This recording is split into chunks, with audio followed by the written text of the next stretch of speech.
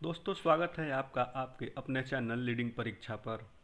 आज के इस सेशन में हम जानेंगे प्रीवियस ईयर के 2010 के प्रश्न, जो कि हमने इस सेशन में शामिल किया है हिंदी, अंग्रेजी और विज्ञान के प्रश्न, जो कि 2010 बिहार पुलिस कांस्टेबल में पूछे गए थे। तो आइए शुरू करते हैं आज के अपने इस सेशन को। नीचे दिए गए वाक्य के लिए एक उपर्युक्त शब्द चुनिए। पुरुष और स्त्री का जोड़ा, इसके लिए एक आपको शब्द चुनना है कि इनको एक शब्द में क्या कहा जाता है। तो इस ऑप्शंस हैं युगल, ऑप्शन बी दंपति, ऑप्शन सी पति पत्नी, ऑप्शन डी युग्म।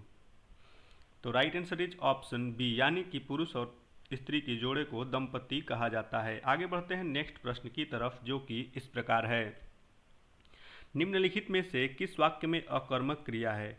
ऑप्शन ए गेहूं पिस रहा है, ऑप्शन बी मैं बालक को जगवाता हूँ, ऑप्शन सी मदन गोपाल को हंसा रहा है, या फिर ऑप्शन डी राम पत्र लिखता है।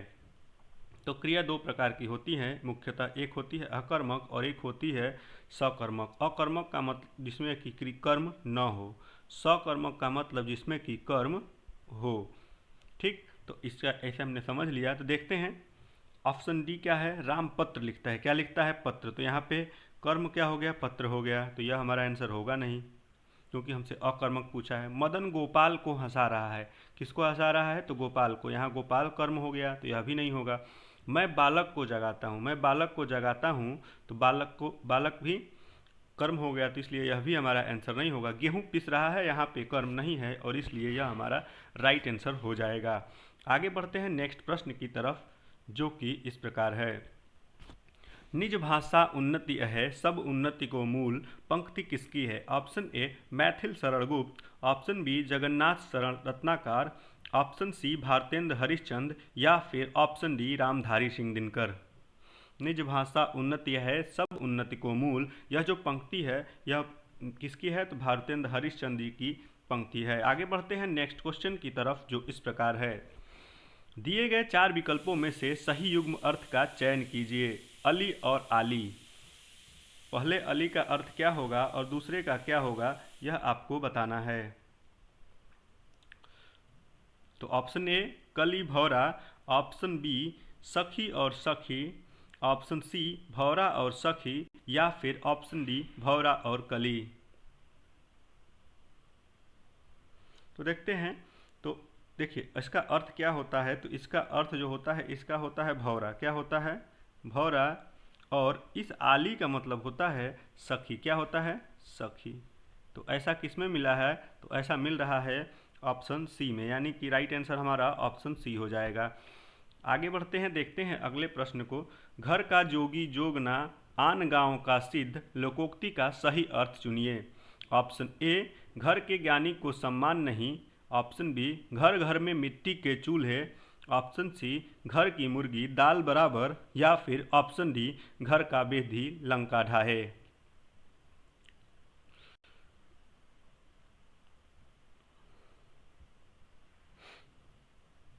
तो इसका जो राइट आंसर होगा वह होगा घर के ज्ञानी को सम्मान नहीं होता है। जैसे घर का योगी जोगना, आन गांव का सिद्ध। अगर अगर घर का कोई ज्ञानी पुरुष है तो उसको ज्ञानी नहीं माना जाएगा, और वही अगल बगल किसी अन्य गांव का हो तो उसको सिद्ध कहा जाएगा। आगे बढ़ते हैं नेक्स्ट प्रश्न की तरफ, जो इस प्रकार है। सही वाक्य का चयन कीजिए। आप असफल हो गए तो क्या करोगे?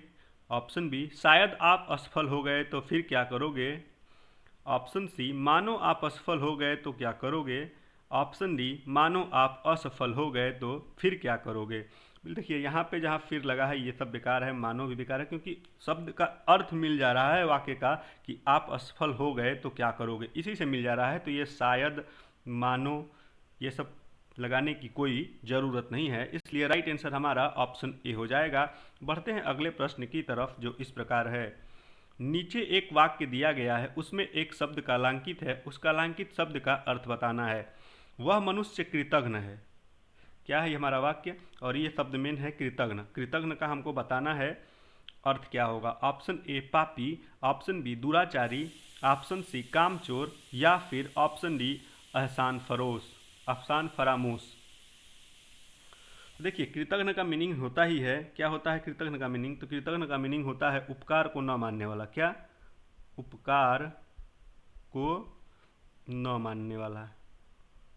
जो कि उपकार को न माने उसी को हम बोलते हैं कृतघ्न व्यक्ति। उसको और शब्द बोला जाता है उसके लिए, क्या? एहसान फरामोश। तो right answer is option D. आगे बढ़ते हैं नेक्स्ट प्रश्न की तरफ, जो इस प्रकार है। नीचे लिखे वाक्य के लिए उपयुक्त शब्द बताइए।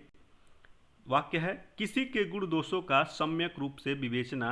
ये हमारा एक वाक्य है। इस वाक्य के लिए एक शब्द क्या होगा यह बताना है। ऑप्शन ए अनुवाद, ऑप्शन बी समालोचना, ऑप्शन सी आलोचना या फिर ऑप्शन डी प्रत्यालोचन। तो right answer is option B, यानी कि समालोचना। आगे बढ़ते हैं अगले प्रश्न की तरफ, जो इस प्रकार है।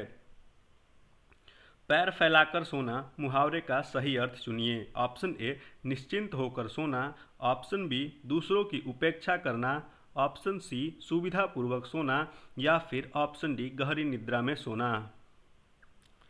तो राइट आंसर इज ऑप्शन ए, यानी कि आप पैर फैलाकर सोए हैं, आप निश्चिंत होकर सोए रहे हैं। आगे बढ़ते हैं अगले प्रश्न की तरफ, जो इस प्रकार है।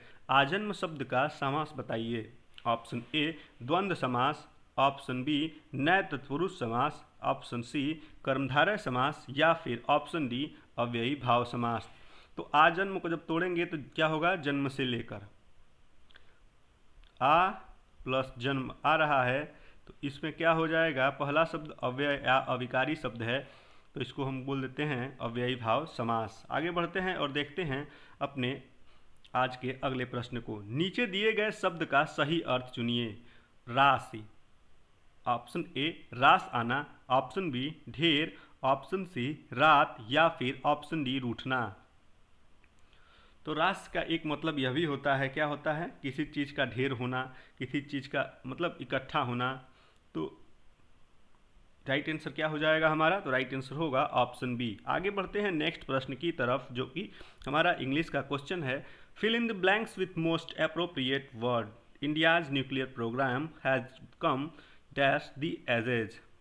क्या होगा इसमें? Option A to, option B through, option C with या फिर option D on. India's nuclear programme has come, क्या होना चाहिए? इंडिया का न्यूक्लियर प्रोग्राम जो है चला आ रहा है वर्षों से, तो गोइंग क्या होगा? Come through. Option B is right, come through the ages. आगे बढ़ते हैं नेक्स्ट क्वेश्चन की तरफ, जो इस प्रकार है। For the last few years I have become dash at handling my emotions. Option A subjective, option B operative, option C possessive या फिर option D adept. For the last few year I have become at handling my emotion. देखिए क्या होता है यहाँ पे, option D को हम देखते हैं एडेप्ट। एडेप्ट का मीनिंग क्या होता है? कुशल होना। क्या होना? दक्ष होना। कुशल होना, दक्ष होना, किसी काम को सही ढंग से करने में सामर्थ्य होना। यही चीज़ है यहाँ पे कि पिछले कुछ सालों से मैं अपने इमोशंस को अच्छे तरह से, अच्छे ढंग से क्या कर रहा हूँ? हैंडल कर ले रहा हूँ। तो ये राइट आंसर क्या होगा? एडेप्ट यहाँ पे फिल हो जाएगा। आगे बढ़ते हैं नेक्स्ट क्वेश्चन की तरफ, जो इस प्रकार है। Choose the word which is synonym. 14वें और 15वें क्वेश्चन में आपको सिनोनिम बताना है। 14वां क्वेश्चन है इवोक। इवोक का क्या बताना है आपको? सिनोनिम बताना है। ऑप्शंस हैं डेवलप, स्लो, कॉल फोर्थ या फिर रिमूव।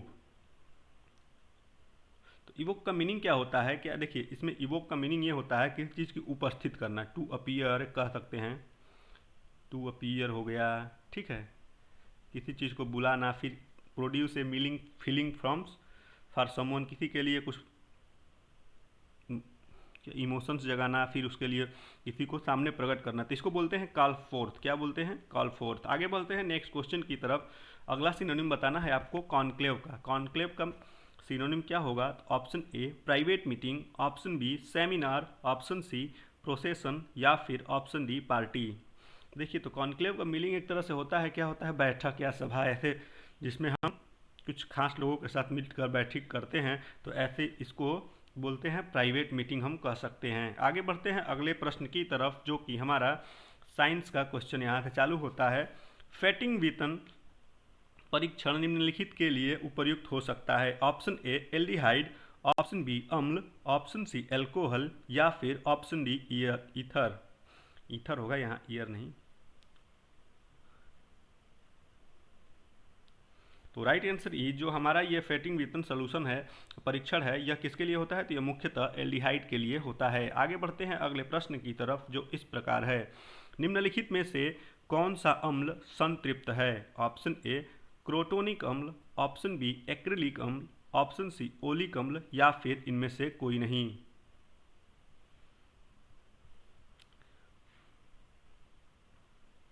तो ये तीनों के तीनों जो अम्ल दिए गए हैं, ये तीनों के तीनों अम्ल हमारे असंतृप्त अम्ल हैं, इसलिए ये राइट आंसर हमारा ऑप्शन डी हो जाएगा। आगे बढ़ते हैं नेक्स्ट क्वेश्चन की तरफ, जो कि इस प्रकार है। एक एक एंगस्ट्रॉम बराबर होता है, ओके यहाँ ऑप्शन थोड़ा लिख देते हैं अलग से। देखिए 10⁻, यहाँ पे है -7 सेंटीमीटर, ठीक है, और यहाँ पे 10⁻⁻8 सेंटीमीटर, और यहाँ है 10⁻⁻9 सेंटीमीटर, और यहाँ पे है 10⁻⁻10 सेंटीमीटर। तो जो एक एंगस्ट्राम होता है वह बराबर होता है ऑप्शन बी, यानी कि 10⁻⁻8 सेंटीमीटर, और ये मीटर में पूछे तो 10⁻⁻10 मीटर हो जाता है। आगे बढ़ते हैं अगले प्रश्न की तरफ, जो इस प्रकार है। निम्नलिखित में से कौन सा हाइड्रोकार्बन कमरे के ताप पर द्रव है? Option A propane, option B ethane, option C pentane, या फिर ऑप्शन डी ब्यूटेन। हाइड्रोकार्बन के बारे में पूछा है कि कौन सा हाइड्रोकार्बन रूम टेम्परेचर पे लिक्विड रहता है, तो इसका जो राइट आंसर होगा वह होगा ऑप्शन सी, यानी कि जो पेंटेन हमारा है यह रूम टेम्परेचर पे लिक्विड रूप में रहता है। आगे बढ़ते हैं नेक्स्ट क्वेश्चन की तरफ, जो इस प्रकार है। एसिटिलीन अविलेय है, ऑप्शन ए एसीटोन में, ऑप्शन बी अल्कोहल में, ऑप्शन सी जल में, या फिर ऑप्शन डी इनमें से कोई नहीं। तो right answer is option C, यानी कि एसिटिलीन जो होता है वह जल में अविलेय होता है, यानी कि जल में वह घुलता नहीं है। आगे बढ़ते हैं नेक्स्ट क्वेश्चन की तरफ, जो इस प्रकार है। क्लोरोफॉर्म किस एमीन के संयोजक में प्रविष्ट होता है एमीन कार्टिमीन अभिक्रिया देने लगे? ऑप्शन ए प्राथमिक, ऑप्शन बी किसी प्रकार का, ऑप्शन सी तृतीयक, ऑप्शन डी द्वितीयक मीठा फ्लैट। देखिए दोस्तों, ये क्वेश्चंस मेरे नहीं हैं, ये क्वेश्चन 2010 की परीक्षाओं में पूछे गए क्वेश्चंस हैं, और सेम टू सेम हमने वैसा ही उठाने का प्रयास किया है, वहीं से लिया है सब कुछ। ना ही इनको हम फ्रेम किए हैं, ना ही आंसर को मॉडिफाई किए हैं, जो आंसर की में था वहीं से उठा के आपको देने का प्रयास कर रहे हैं, जिससे आप जान सकें कि कहाँ से क्वेश्चन बनते हैं, कैसे बनते हैं आपके एग्जाम्स में। तो इसका राइट आंसर होगा वह होगा ऑप्शन सी तृतीयक। आगे बढ़ते हैं अगले प्रश्न की तरफ, जो इस प्रकार है। ग्लाइकोल का स्वाद होता है, option A flat, option B मीठा, ऑप्शन सी तीखा, ऑप्शन डी खट्टा। ग्लाइकोल तो स्वादहीन होता है, लेकिन इन्होंने ऑप्शन में यहाँ फ्लैट लिखा हुआ है, ठीक है, उसको मान लीजिए आप स्वादहीन ही। Right answer is option A. आगे बढ़ते हैं नेक्स्ट क्वेश्चन की तरफ, जो इस प्रकार है। ऑक्सीकरण पर ग्लाइकोल देता है, option A oxalic acid, option B glycol ऑक्सत, ऑप्शन सी ग्लाइकोलिक अम्ल, ऑप्शन डी उपर्युक्त सभी। तो right answer is option D, ये तीनों चीज़ें ऑक्सीकरण होने पे ग्लाइकोल देता है। आगे बढ़ते हैं नेक्स्ट प्रश्न की तरफ, जो इस प्रकार है। एक यौगिक जिसका आणविक सूत्र CHO है हो सकता है, ऑप्शन ए एक असांद्र अल्कोहल, ऑप्शन बी एक कीटोन, या फिर ऑप्शन डी सी एक एल्डिहाइड, या फिर उपर्युक्त सभी। देखिए क्या होता है कि CHO, वैसे तो ये अगर किसी अंत में लगता है, अगर अंत में लगा है तो यह एल्डिहाइड ही होता है मुख्य रूप से, लेकिन यहाँ पे ऐसा कुछ कहा नहीं गया है कि कहाँ लगा है क्या है।